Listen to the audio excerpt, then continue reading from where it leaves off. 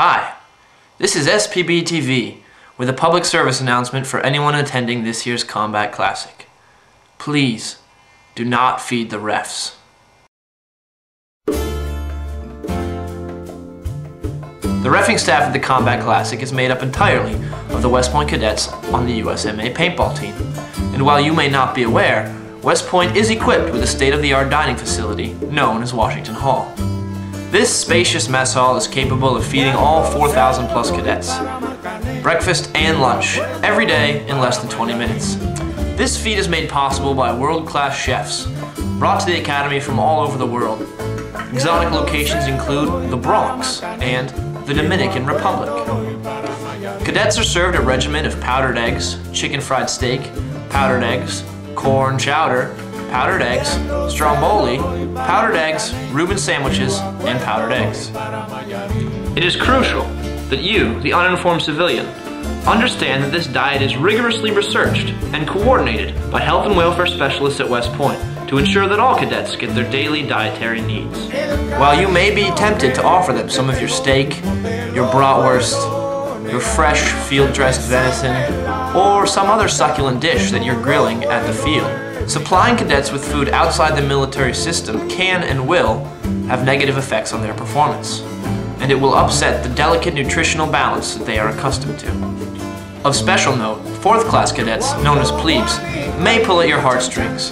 Do not fall for their shenanigans. You will recognize them by the lack of insignia on their collar, their thin, scrawny appearance, their clenched fists, silence, and the unmistakable cloud of sorrow that hangs over their faces, knowing that they just blew their one pass for the semester to visit a girl who does not want to date them.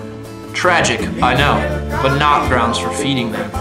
Over the course of the last year, they have grown accustomed to eating in high-stress situations. Feeding them real food in a relaxed, friendly environment may cause them to be physically ill, or at least make them more socially awkward than they already are.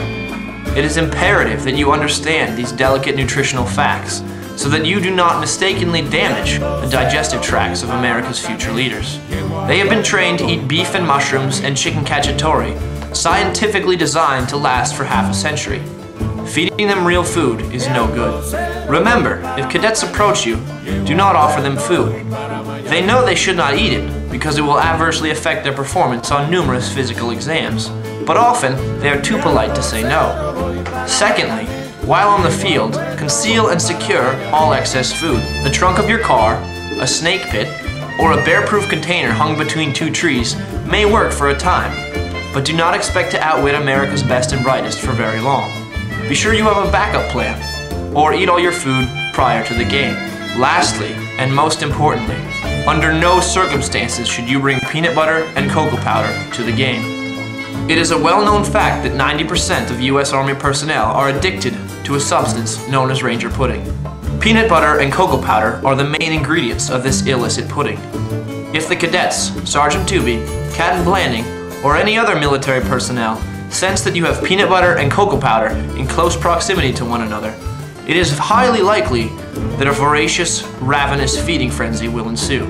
We must all do our part to ensure that such an incident does not occur. So please, from all of us at SPbTV, play hard, play safe, and do not feed the REFS.